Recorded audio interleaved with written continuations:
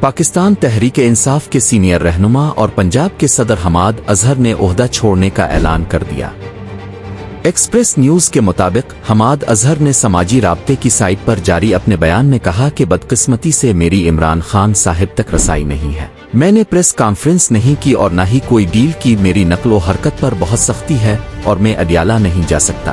پنجاب کی تنظیم میں بہت سارے ایسے فیصلے ہوئے جن پر نہ تو میری رائے شامل تھی اور نہ ہی رضامندی تھی۔ انہوں نے کہا کہ کچھ فیصلے میرٹ کے بجائے لابنگ کی بنیاد پر کیے گئے اور عمران خان کو یک طرفہ معلومات پہنچا کر تصویر کا دوسرا رخ پیش کیا گیا۔